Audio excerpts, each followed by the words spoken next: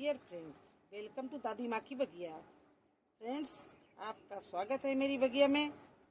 आज मैं आपको बताने जा रही हूँ कि एक हमारे सब्सक्राइबर ने मेरे से फिर क्वेश्चन किया है और आप लोगों के क्वेश्चन का उत्तर देने में मुझे बहुत बड़ी खुशी होती है कि आपको हमसे कुछ सीखने को मिलता है।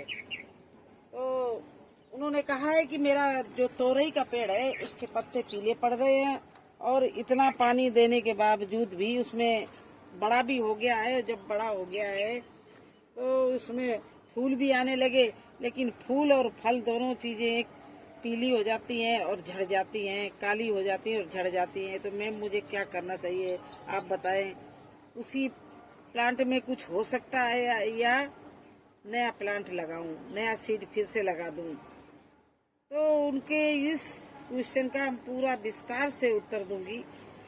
पहले तो ये कह रही हूँ कि उस पेड़ की ही अभी देखभाल कर लो, नया सीड मत डालो, क्योंकि अगर साल का सबसे गर्म महीना आ रहा है तो ये मई एंड और जून का महीना, इसमें नया प्लांट अगर आपके पास में ग्रीन सेट लगा है तो थोड़ा बहुत चलेगा भी, नहीं तो इतनी तगड़ी धूप है, इतना गर्म ज्यादा है कि चलना बहुत मुश्किल है। वो अंकुरित भी हो जाएगा, वो उसका जर्मिनेशन भी हो जाएगा, लेकिन उसकी इतनी कोमल पत्तियां निकलेगी कि वो इस धूप में झुलस जाएगी। हम लोग 9 बजे के बाद छत पर खड़े नहीं हो सकते हैं, तो बताइए ये 12 घंटा हमारा प्लांट, नन्हा सा प्लांट निकलेगा, वो कैसे रुकेगा? हाँ, जो आपने प्लांट लगा रखा, अब उसके विषय में हम बता रहे हैं कि जैसे हम लोग खाना खा के पानी पी के निकलते हैं तो लू उतनी नहीं लगती है, उतनी गर्मी नहीं लगती है। इसी तरह से आपके प्लांट में अगर पानी और खाना, पौष्टिक चीजें मिलती रहेंगी तो उतनी गर्मी उनको नहीं सताएगी। हो सके तो शेड के अंदर कर दीजिए। अब जैसे देखिए, ये मेरा तोरई का पेड़ है, हम इसी के पास आपको ला रहे हैं। इसके भी देखिए ये पत्ते कुछ पीले हो रहे हैं, तो इनको हम सब कैंची से निकाल देंगे काट के, जो पीले हो रहे हैं। और ये तो कुदरती बात है कि नीचे का जो पत्ता होता है वो पीला पड़ जाता है और फिर नया पत्ता निकलता है, और ऊपर हरे बिल्कुल होते, नीचे वाले पीले होते जाते, क्योंकि वो पुराने होते हैं। पेड़ अपने आप उनको गिरा देता है, और नहीं गिराता है तो सूख के गिर जाते हैं। तो उसके लिए आपको घबराना नहीं। अगर आपका ऊपर का पत्ता बिल्कुल हरा है तो आप परेशान मत होना।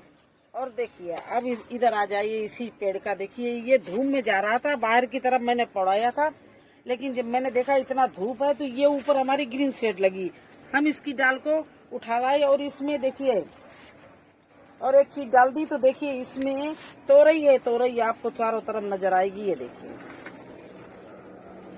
इतने इधर लाते लाते देखिए इसमें कितनी तोरई लगी। ये देखिए इकट्ठा कर रहे मैं, ये देखिए,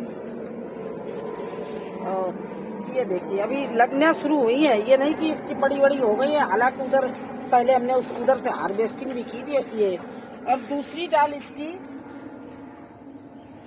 दूसरी डाल को भी दिखा रहे हैं। ये बाहर से पड़ा था तो एक डाल तो हम उधर ले गए और एक डाल इसको हमने इधर कर दिया, क्योंकि इधर भी कोई खास चीजें नहीं थी। तो इधर भी देखिए इसमें, ये देखिए यहाँ से लगना शुरू हुई। ये देखिए तोरई तोरई। तो क्या किया मैंने, ये तोरई इसलिए दिखा रहे हैं, मैंने 2 काम किए। एक तो मैंने इसको धूप से छाया की तरफ कर लिया। अगर आपके पास साधन हो तो उस पेड़ को छाया की तरफ आप कर लो या ऊपर छाया बना दो। अगर नहीं है तब तो मजबूरी है, तो आप क्या करो, उसकी जड़ के पास में इस तरह से मिट्टी को अच्छे से गुड़ाई कर लो। ऐसे गुड़ाई करना कि उसकी जड़ ना कटने पाए। अब ये गुड़ाई करने के बाद में आप इसमें थोड़ी सी पोटास, इसको जानते होगे, ये पोटास, इस पोटास को जड़ के आसपास इस तरह से ऐसे डाल दीजिए। ये मैं कम डालूंगी क्योंकि ये काम मैं कर चुकी हूँ, दोबारा आपको करने के लिए बता रही हूँ। तो ये देखिए इस तरह से आप पोटास को इस तरह से पेड़ के आसपास, अगर लकड़ी की राख हो तो उसको भी डाल दो, तो उससे क्या है, कोई कीड़ा नहीं लगने पाएगा। पोटास है आपके फल और फूल को झड़ने नहीं देगा। इस तरह से मिट्टी से उसको फिर ऊपर से कवर कर दो, जड़ थोड़ा ये जो लोग जड़ आपकी तोरई को उससे आसपास मतलब 4-4 इंच छोड़ के चारों तरफ से डालना, और इसके बाद में मिट्टी से इस तरह से दबा देना। फिर आप पानी डाल देना। देखना आपका कोई भी फल और फूल जो लगेगा वो पीला काला होके नहीं झड़ेगा। और थोड़ी सी ठंडी खादें डालते रहो, जैसे हमने बहुत सी ठंडी खादें बताई। आप हमारे चैनल में जाइए, देखिए आपको ठंडी खादों के बारे में मिलेगा। मैंने एक सारे किचन वेस्ट से खाद बनाई, एक कंडे से खाद बनाई, एक लस्सी से खाद बनाई। इस समय लस्सी की खाद बहुत अच्छी रहेगी। लस्सी को 4-5 दिन के लिए छोड़ दीजिए, और जब वो खट्टी से थोड़ी हो जाए तो उसमें तो आधा चम्मच है, आधा लीटर में आधा चम्मच नमक, काला नमक मिला के आप इसके जड़ के पास में पानी मिला के डाल दीजिए। बस यही करेंगे, हम तो यही करते हो। आपको दिखा दिया कि देखिए हमारे करते ही कितनी इसमें तोरई लगी हुई है। अभी पेड़ को नहीं उखाड़ना, अगर हरा है तो आप उसी को रहने दो, नया सीड मत डालना। मेरा तो कहने मतलब चैनल पर बताने वाले, अपना वीडियो चलाने वाले तो बहुत से दिमाग हैं, बहुत से लोग कहने वाले। कुछ तो कहते लौकी लबो, करेला बो, ये वो नहीं। अभी आप 1 महीना रुक जाओ, आप अपनी सॉइल को सही बना लो। इसके बाद जैसे ही मानसून आए आप सीड को डालना, तो वो आपका सीड 1 महीने में 15 दिन में निकल के आ जाएगा। लौकी का सीड या कद्दू का सीड या करेला का सीड। इसके बाद में वो आपको अगस्त, सितंबर, अक्टूबर सर्दी भर खिलाएगा। इसलिए आप 1 महीना वेट कर लीजिए। जुलाई में आप लगाना शुरू कर दीजिए। जुलाई अगस्त में ये सारे प्लांट लगाए जाते हैं, और साथ में गोभी भी लगाया जाता है।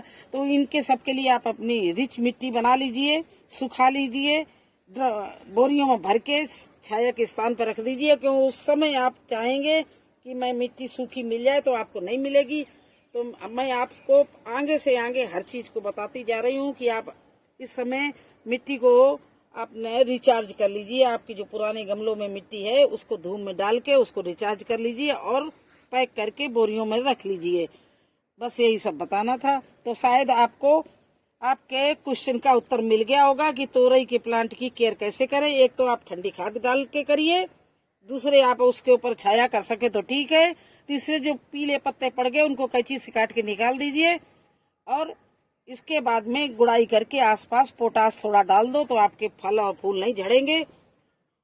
मेरा तो यही तजुर्बा है, वो बता रहा है, और यही मैं करती हूँ, आपको दिखा भी दिया। तो चलिए, मैं अगर आपको मेरा सारा उत्तर सही लगे, अच्छा लगे मेरा सुझाव, तो आप मेरे चैनल को लाइक करना, सब्सक्राइब करना। फिर मिलेंगे एक नए वीडियो में, एक नई जानकारी के साथ में। आगे जिसके भी कोई क्वेश्चन हो, कोई राय लेना चाहे, मेरे से सलाह लेना चाहे, तो मैं उसको पूरा उत्तर दूंगी, पूरी सलाह दूंगी। बागवानी के बारे में जो भी नॉलेज मुझे है हम सब पूरी बताएंगे उसको। धन्यवाद।